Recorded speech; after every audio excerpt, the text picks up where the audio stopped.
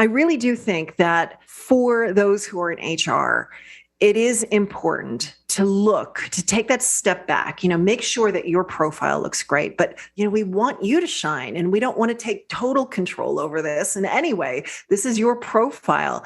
And a lot of HR people, they find it hard to strike that balance where the company message versus the employee brand and message.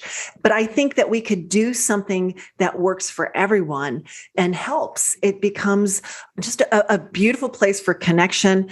And I know this sounds crazy, but a little bit of storytelling. It's the company story, but also the employee's story. Welcome to the HR L&D Podcast with your host, Nick Day, CEO and founder of JGA Recruitment, specialist HR recruiters.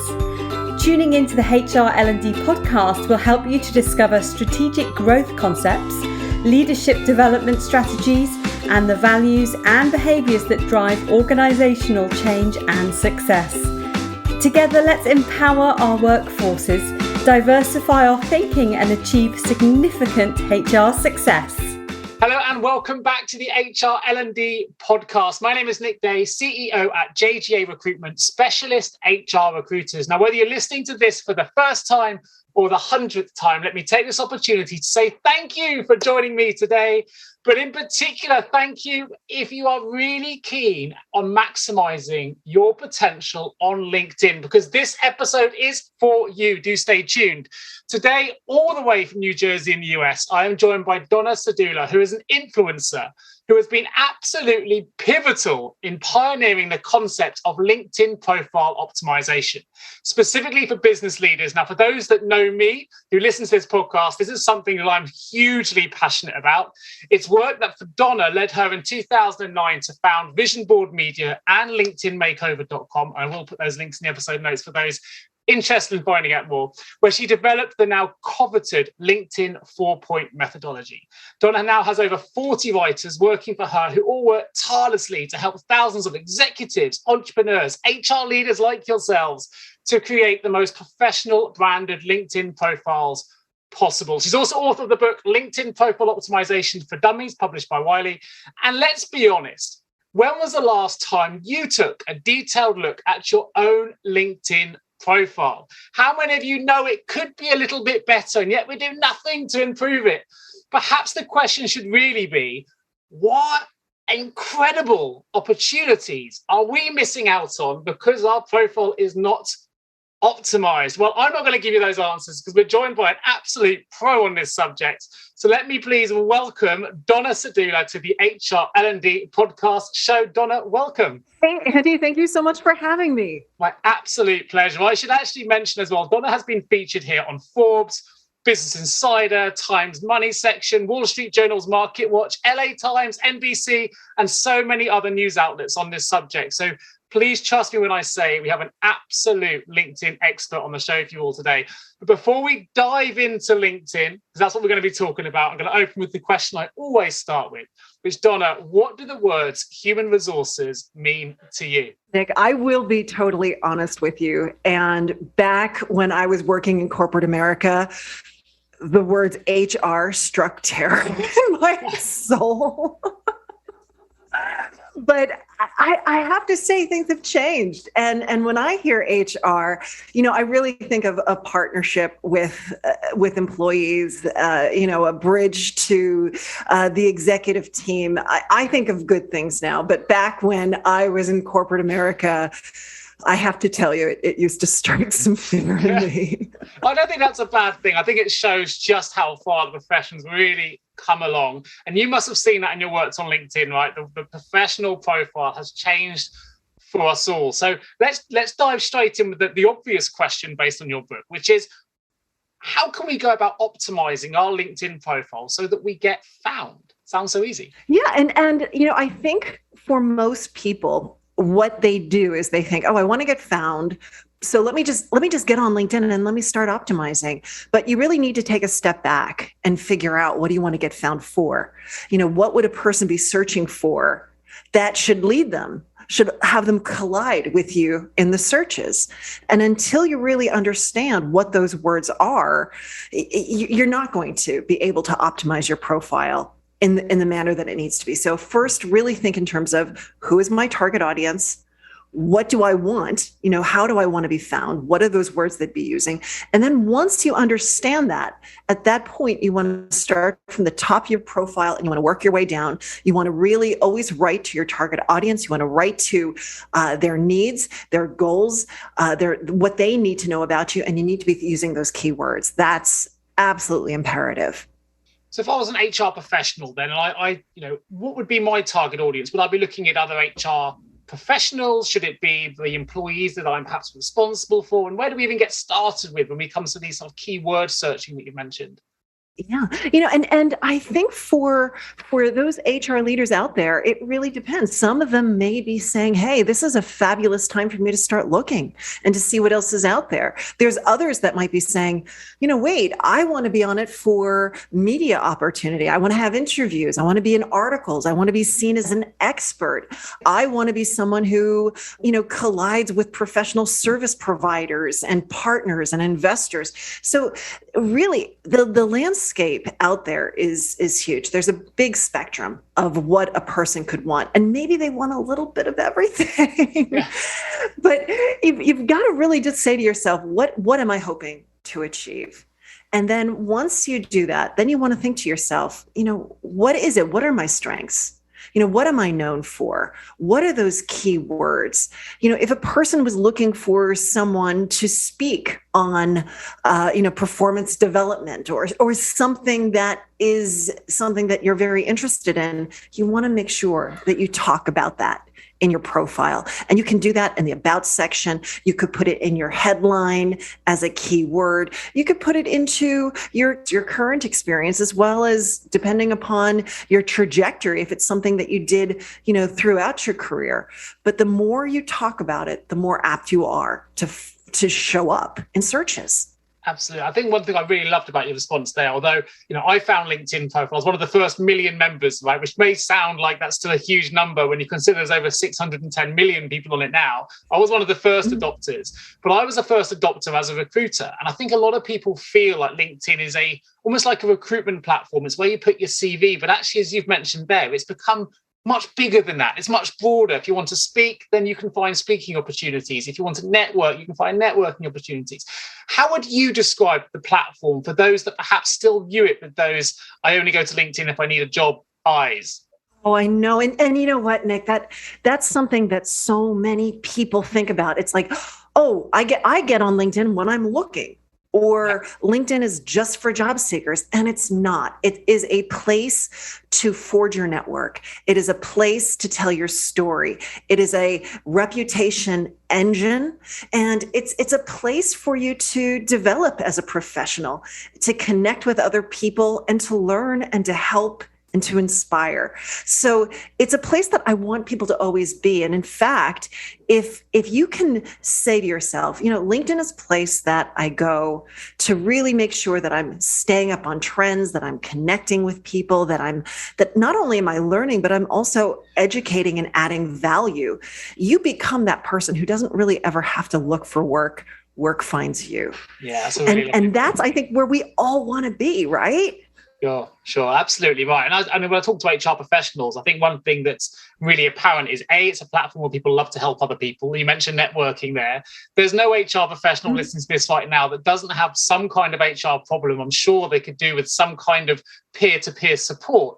And actually, you'd be surprised if you put a question on LinkedIn, the chances are, if you put it in the right place, someone will be only too willing to impart their knowledge and to help. And that's kind of just the start of getting to leverage the platform for all the things it can offer. And I also say to people, it's a really free way to applaud your team. You don't always have to give them incentives that are financial. Actually, just making a shout out saying, well done team on this great project can be really empowering for your teams as well. They're just two things that I would use it for. But you've written a whole methodology about this. And tell us a little bit more about your 4-point plan and maybe some other things that I guess people haven't really considered utilizing the platform for that may be really useful for them. So my 4-point methodology, and I sort of hinted at it, is the first part is the strategy of it. It's knowing your goal. Why are you on LinkedIn? What are you hoping to achieve? So few people ever really, they just get on it. Yeah. They just get on it. And they don't think anything more. If you don't know where you're going, you're never going to get there. So really have an idea. Are you doing it to recruit? Are you doing it maybe, to see what other opportunities are out there? Are you doing it for expertise? Are you doing it for reputation management? Are you doing it for branding? Figure out what you want. And it could be a little bit of both or all of the above. Once you do that, once you know your strategy, you know why you're on, you know who your target audience is, you know your keywords, at that point, you've got to optimize. You've got to spend time and really work on your profile. This is not a 5-minute exercise. This is not grab your old, dull, out-of-date resume and copy it into the fields. No. We don't do that. This is really sitting down and saying, who am I? Why am I doing what I'm doing? How am I helping others? How is it different? What are my values? Like, who is my tribe? That's the story we want to be telling. Infusing it with our keywords so we're going to get found, but found by our tribe, found by the people who resonate with who we are and what we do. That to me is what we should be aiming for. It's not copy and paste a bio or copy and paste something that was developed years ago for some other platform, but really spend time and do something thoughtful. And this is a good thing just for yourself, to really think about these things, because it really helps you understand where you're headed. What do you want? It brings all of these things together. It's an amazing exercise. Once you optimize your profile, you got to build your network. So many people tell me that they're getting no traction on LinkedIn. They don't get it. It's a waste of time. They don't have a big enough network. It's just that simple. So let's focus on that network piece a little bit, because you've given a really good example there. Some of the feedback that I get, I've got a relatively sizable network. It's about 22,000, I think, at the minute, of only HR professionals. So it's quite a niche network despite the size of it. You'll see other people come to LinkedIn now and say, well, I've caught it too late, Nick. You've already got those connections. I've got no connections. How quickly can I build them? Have I just missed the boat on this? How quick can we start seeing results? I say to that. Yeah. And I say that, Nick, there's that old saying that says the best time to plant a tree was 20 years ago. The second best time is today. Wow. Right? Yeah. So it's never too late. And it's one of those things where you never stop, right? I mean, Nick, you have a sizable network, but you're still working on it. You're Absolutely. still... Yeah. And that's the way everyone should be looking at it. It's not something that ever stops. It's just a part of those tools in your tool belt. And it's something that you're always going to do. And that is, you're always going to be connecting and making sure that you're growing your network, but you're also looking back at that older network, and you want to make sure that you're telling it and you're working it and you're reconnecting with people. So, with LinkedIn and that network, you need to be connecting and really thinking about, how can I stay in touch with these people and how can I help them? How can I add value to them? Which then takes me to the next step, which is once you know why you're on it, you know your keywords, once you have your optimized profile, once you have a pretty strong and growing and thriving network, then you need to start to engage. And that is when you really start to see good things happen. It's when you get on and you start to post, you recommend people, you message people, you get on, you do the LinkedIn learning, you start running searches, you start really using LinkedIn as that tool. And once all of those gears are now moving and working together, really good things happen. It's crazy. I guess the question really is, if you're not on it, you'll never know what those good things are. You've got to be in it to win it. You've got to know, you only discover those opportunities by being proactive. And interestingly, you used your tree analogy. My brother has just joined LinkedIn literally last week. And it's really interesting seeing the differences. And I've been trying to guide him, and already he's having some really great conversations. And I've given my advice on how to optimize it, not to the level of your expertise, Donna, but for someone new to the platform who maybe isn't just a little bit overawed potentially with how much there is to do. You've got groups, you've got loads of things coming in, and you want to try and make the most of it. What would be the I guess the first three things you would recommend they did to make sure they're starting off in the right way? And if we were to just focus in just on the profile, all right, just the profile, I would say look at the intro card, look at that top part of the profile, make sure there's a background graphic that really illustrates your brand, that talks about, really shows in a subtle way. It doesn't have to be overly obvious, but, it really gives a person an idea of who you are and what you do without reading a single word. So a background graphic, get a nice looking profile picture, one that your face fills the circle. And I don't want to see much in terms of shoulders or elbows there, just your face. Make it smiling, look at the camera and make sure it looks nice. It's a nice professional photo. That's important. The next thing is that headline. The headline is so important because it's not just relegated to the top of the profile. That headline actually moves with you through all of your activity on LinkedIn. So if you're messaging someone, if you're posting on LinkedIn, if you're recommending someone on their profile, all of those areas, that they see your picture, they see your name, and they see that headline. And so the headline needs to be engaging. It needs to be attractive. It should be optimized with the right keywords. And it really should just compel a person to want to click on your profile to read more. Are there any do's and don'ts then? So for example, contact information. Now, I know for certain levels of engagement on LinkedIn, you can be we're a paid for user as a recruitment agency, so we have access to a few additional features. If you're new to LinkedIn, should people be including their contact information in their headlines or in their profile so that it's easy for other people to reach them, or should they keep that confidential with all the different data legislations and concerns that may be associated? How would you advise someone on that side? I always say, if you want opportunity to knock, you've got to tell it what door to knock on. So yeah. I think you should. I really do. I mean, if you're on LinkedIn because you want to help people, you want to inspire people, you want opportunities, it's best to put your contact information out there. Yes, there's always a chance that someone might try to sell you, but hey, that's not a bad thing necessarily. Sometimes it might be a solution that you need. But I do think it's important to put that contact information out there. But I'm going to say one more thing, Nick, and that is, I think for your audience, one of the things is look at your profile and see, is it something that you're happy to have represent you? Does it really tell your story, and does it show your value? But then don't stop there. Look at the company page. Look at the employees, look at the executive teams, and start to look at all of the profiles that are associated with your company and start asking yourself those questions as well, because they all represent that company. And you want to make sure that, the company story is there and that, the people look like someone that's, really showcasing their best. A really interesting observation from my side, and I'd love to get your take on this. And I think you've mentioned this a few times. It's really important that people coming to LinkedIn are clear about their goals and objectives for the platform. Now, interestingly, LinkedIn have added a few features to make this easier. So, for example, you can have the open for opportunities little picture that goes up. What was really surprising for me is when that became available, loads of people started utilizing it. But they're usually people that never thought about writing, hey, I'm open for opportunities themselves before that became available. And it kind of showcases just how many people are on the platform, but aren't actually telling other users why they're there. And if that is for a job search, if it is because they want to share ideas, they want to get involved in, NED work or speaking. And that's one thing that what are the sort of common things that you see when you're looking at someone's profile? They think they have it optimized, but actually you go, every time I see this is quite common. You haven't done X, Y, or Z. What are the common things that you see?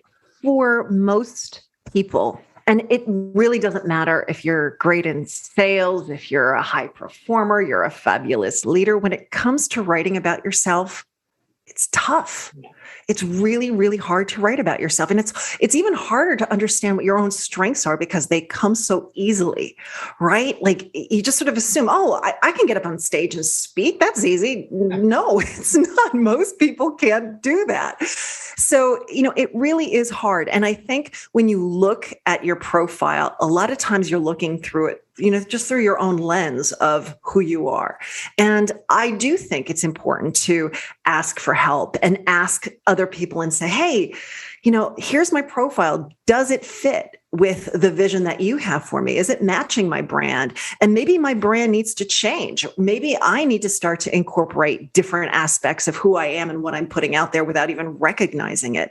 So in some ways, when you look at your profile, really say to yourself, did I cut corners, or did I really open up and write authentically? Did I hit all of those points that are important to me and what I believe are my superpowers, that I believe are, my added, just specialties?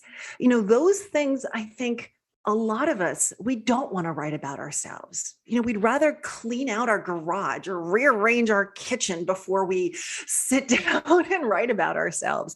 So I would just say, read it through, almost look at it as if it was not us. Think of it as a totally different person and read it and think to yourself, what am I getting out of it? Like, am I truly impressed? And if you can't do it, and it's okay if you can't, it's really hard. That's why I have my business. It's really hard to do this. Find a friend, find a colleague, find your mentor, and say, read this for me and help me understand, does this match not who I am today, but who I want to be tomorrow? And that's great advice. And let's focus a little bit then on, you've got a team of 40 plus writers now helping people really develop their personal brand, a personal branding expert. What are some of those, I think it's over 6,000 executives you now work with, Donna, which is a phenomenal number. What are some of those executives talk to you about LinkedIn success? And how does your team start that process of really improving employee branding for people? Where does it start? And what are some of the success stories that have come out on the other side of it? The success stories, what really, I almost have to say, it surprised me. I started this in 2009. Back then it was just me. And what I found to be surprising is, one, that it can change a person's life. Yeah. I know it sounds crazy, but so many times people feel stuck. They don't know their story. They don't understand the value they add. And they're not where they want to be because they define themselves for who they are right this very second. Everything is about, this is what I do. These are my roles. These are my responsibilities. These are my tasks. No one cares about those things, Nick. It's, what have you done? How have you moved the needle? What are your accomplishments? What are your triumphs? What are you truly proud of? It's not that this is what you do every day, but what have you done that has made a significant impact on the organization?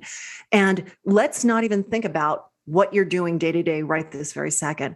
Where do you want to be? Where do you want to go? What does that future look like? And let's start talking about the things that you do now that push you, that align to that future vision. And when we do that, it's the strangest thing happens. The universe starts to provide, opportunities start to come, and people start to move forward again. They start to level up. They may feel a little uncomfortable.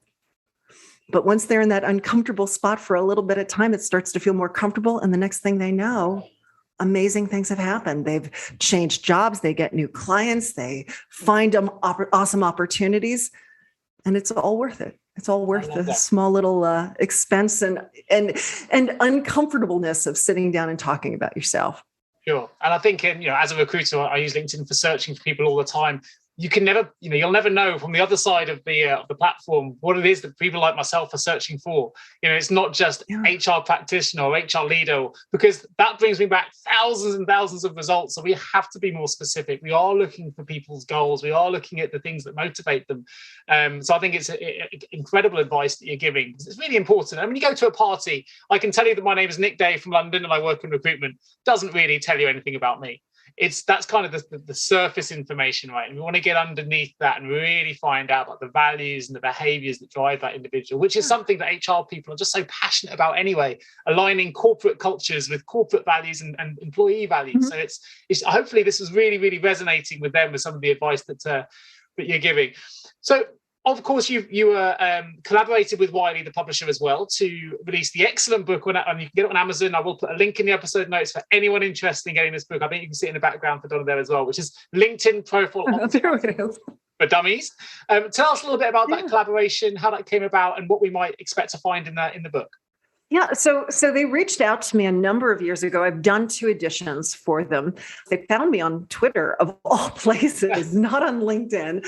It was through a tweet that I had sent out. The acquisitions editor said, "Wow, this is really fascinating." And she went down the rabbit hole of my LinkedInmakeover.com website, and she said, "You know what? I think there's a need, not just for a For Dummies book on LinkedIn, but one that really, specifically goes into the branding aspect and the profile and building that presence." And so she reached out and we did the book. It was a crazy whirlwind of writing. But what I really love about the book is it wasn't meant to be read cover to cover. It's really meant to be that resource book for you. So a person can say, "You know what? I want to tackle the about section. So let me go to that chapter. Let me go to that section and let me read about it." Or, "Hey, I'm having a real hard time with just understanding how I can truly, showcase my experiences." So you could go to that section and read up about it. So, and it's full of tips and tricks, and it's made to be devoured, but, devoured in those areas and time that you need it. It's not, you don't have to, you can, but you don't have to read it cover to cover. Have you ever asked yourself, how can any recruiter understand my HR recruitment challenges? Please don't give up on your hiring challenges just yet. Here at JGA HR Recruitment, we appreciate the difficulties associated with attracting, recruiting and retaining top human resources talent. We also understand just how costly a poor hire can be. JGA HR Recruitment would like to partner with you to help you overcome your hiring challenges. Contact us today on 01727 800 377 or visit jgarecruitment.com to find out more.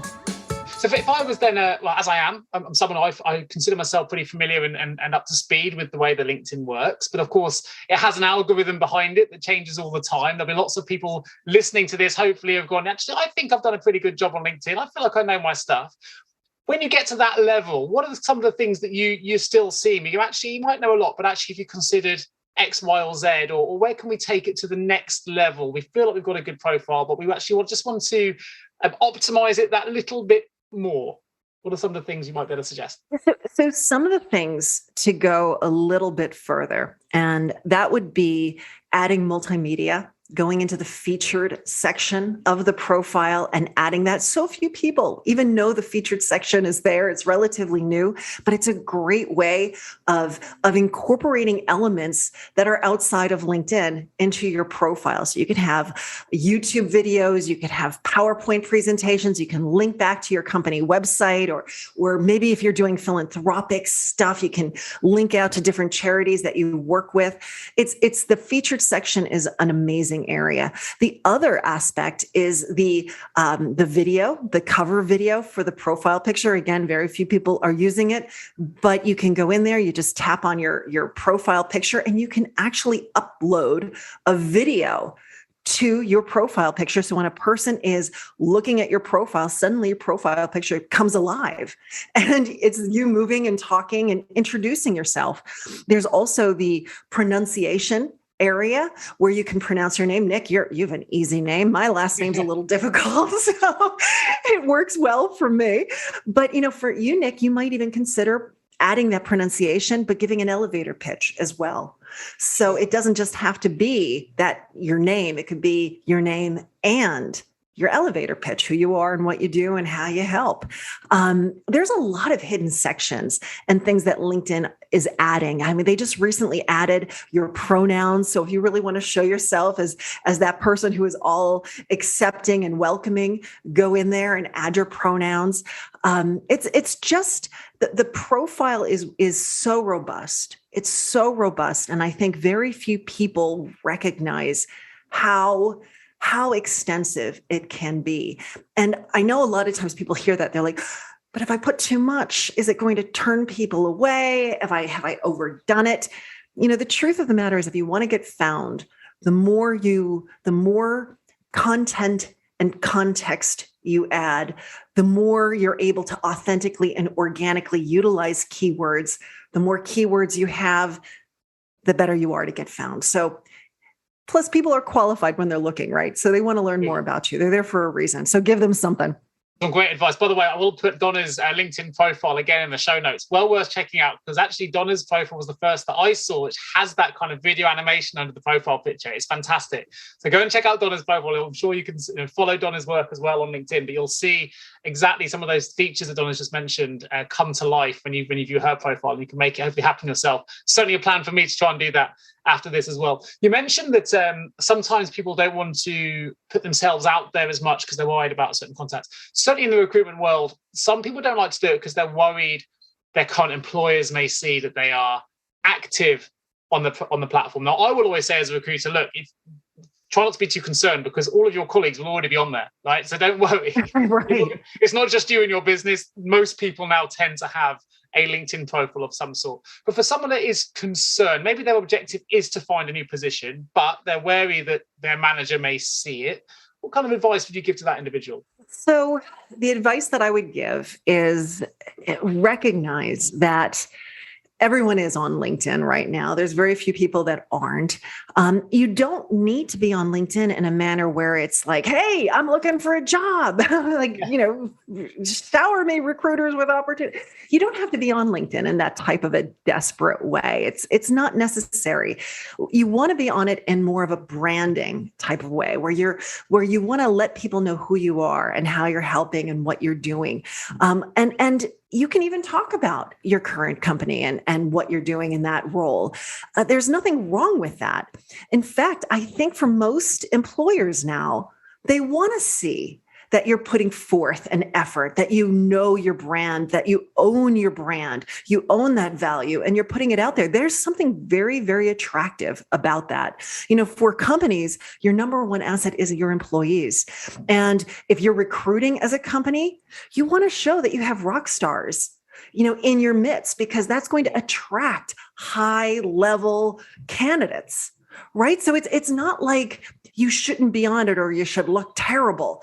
That's not going to help anyone. It's not even going to help the company, right? You want great clients. Clients want to know who's working there, who's going to be helping them. And they want to see amazing, amazing people. So I would say, put yourself out there, showcase yourself as an awesome person. And if someone says, hey, what are you doing? I'm helping the company. I'm showcasing the awesome assets, employees that are here. And the other thing is, I've always said, you don't really need to say, hey, I'm looking for my next opportunity, or recruiters, please reach out to me. Recruiters are going to reach out no matter what. I mean, you could say, do not reach out to me. I'm very happy where I am. But if you are a perfect fit, a good recruiter is still going to reach out to you. I can absolutely confirm that as a recruiter as well. That will definitely happen. 100%. Yeah. So make sure you define yourself, you describe yourself as that perfect person. They're going to reach out no matter what. They really will. Fantastic. That's great advice on that. But one thing I wanted to ask as well is about groups. So something that a lot of people, my brother, I use him as a case in point, just joined LinkedIn, wasn't aware of the group section. But actually, when I introduced it to him, he's like, actually, Nick, I never knew there were groups of people that have done the same MBA course as me. And there's a whole host of people there from alumni. There's people that have done similar sort of project management things that he's done as well. He works in the aerospace industry. And he was absolutely stunned by just how many like-minded people there were, not just in the UK where he's based, but actually across the globe. He's worked in the US, he's worked in Italy, and he's suddenly connecting with people, not because he knows them, because he's worked with them, but because they're in a similar industry, doing similar things. Tell us a little bit about groups and how we can really use groups to help us find some of those answers and help us utilize our experience on LinkedIn. At one time, people would talk about how fruitful groups were and how it was a fabulous place to go. And I do believe there are some groups that are still active, but LinkedIn has done a lot to really just take away the functionality and a lot of the value that groups brought. So I will say, if you know of a group and it's active and people are there, that's a fabulous thing. It's a thing of beauty, and the groups can be potentially very, very fruitful. But unfortunately, a lot of the groups it's not like it used to be. I believe that if you want to find those like-minded people, follow hashtags, because the post and that LinkedIn feed is where there's a lot of activity right now. So certainly, click on the work waffle, click on groups, do some searches, but don't put a lot of effort there because it's not the way it used to be, unfortunately. And it's not this happening place. A lot of those groups have moved. The administrators just got tired and they went to Facebook, they went to Slack, they went to Mighty Networks, they went to other places. So if you really, and so you can't find what you're looking for, it's not you. It's not you.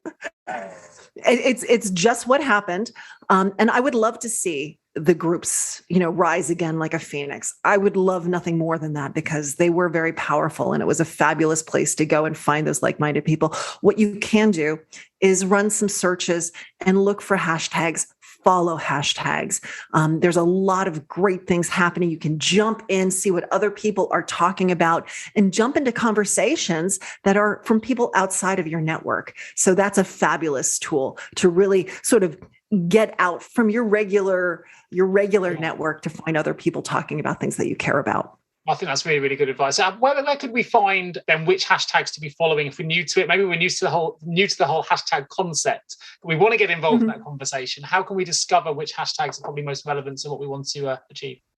Yeah, what I have found is within the LinkedIn realm versus Twitter versus Instagram, where they get a little bit more niche, they get really nitty gritty with accuracy with the hashtags. It's better to be broad and more general on LinkedIn. So look at leadership, look at innovation, look at HR.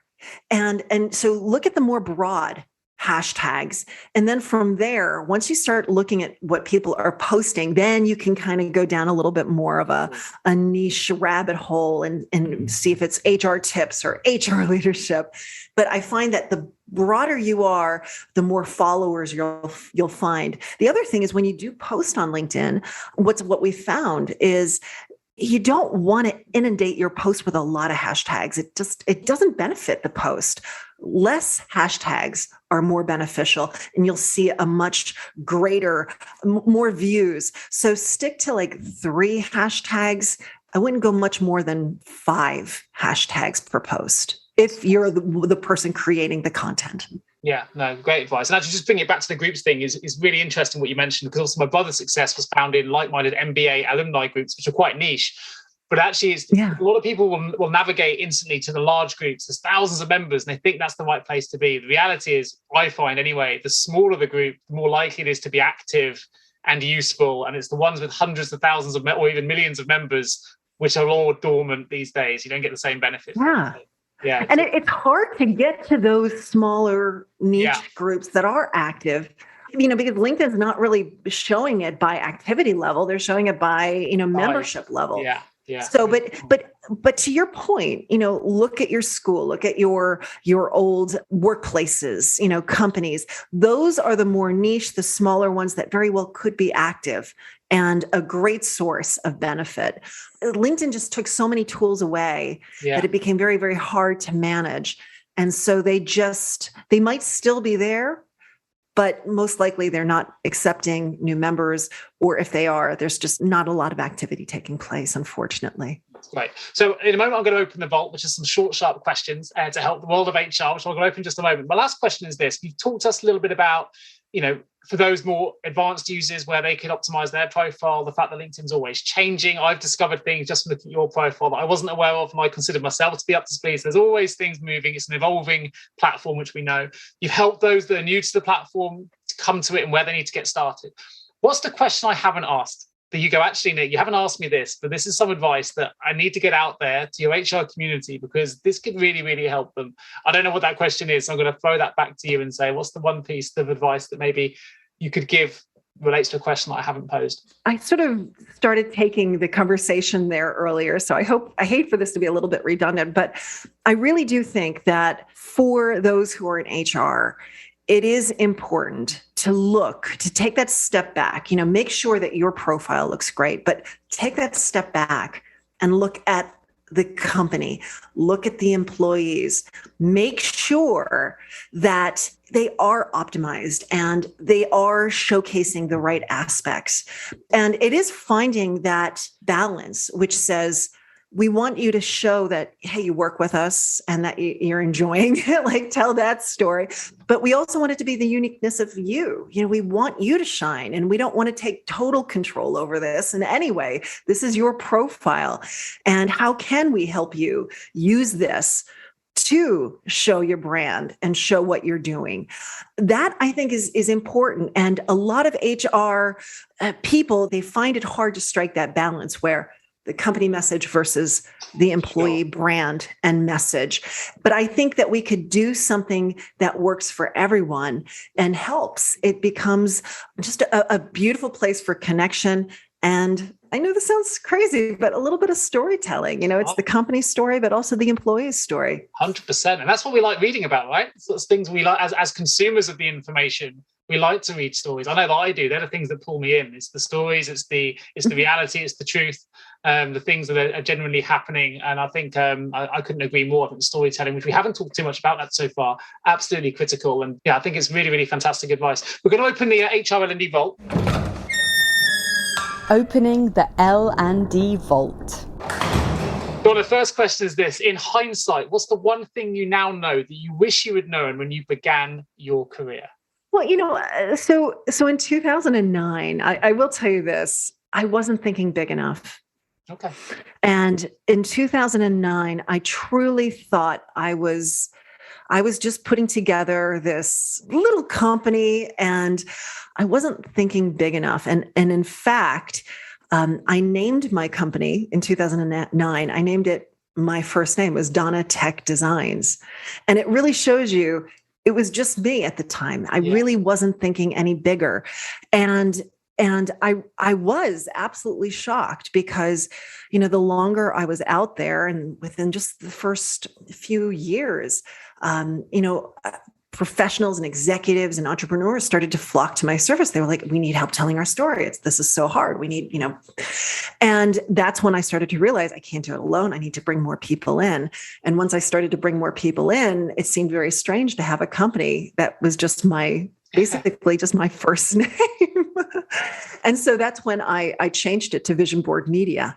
And the idea of Vision Board Media is it's that future oriented, that it's a board of people helping to really bring our clients to that future, self that they want to accomplish.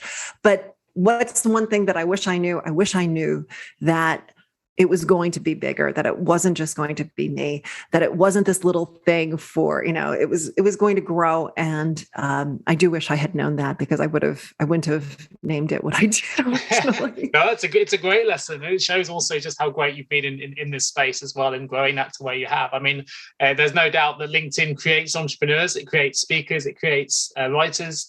And if you let the platform work for you, and those that have come to you, I'm sure you've helped over 6,000 executives to achieve their ambitions through LinkedIn. So, and I'm no surprise to someone like myself who views you as a follower to see the success you've had, which is fantastic.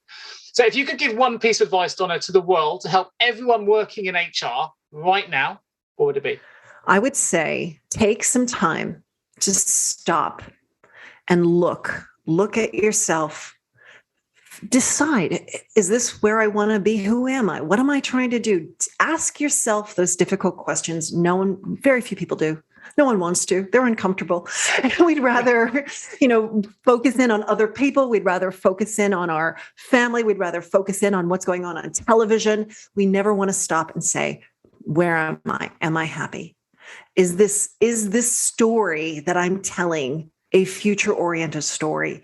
And am I branded how I want to be? Because this story, your profile, all of these things, even the career branding, people look at you because they want to know what to think. And you have this power to really control their perception. And if you find over and over again that you don't feel like you're getting the respect, people aren't expecting as much from you, you're not getting the opportunities that you think you should be getting, chances are the story that you're telling may be from a long time ago, and you never took the time to update it. Brilliant. That is my advice. I need to go and look at my own profile now and check what I've got written down and make sure I need to update it myself. The last thing I'm going to ask in the vault then is this. You've worked with over 6,000, as I mentioned, but what's the guiding principle or behavior that you've seen in every great leader that you've worked with? I always ask people, when they come to work with us, not to work with us, but to work, as a client of ours, I ask them to fill out a questionnaire. And I always ask for, their quote, their favorite quote. I ask them for their favorite book. And that has been such a gift to me because it's been fabulous to read all of these inspiring quotes and to see what guides people.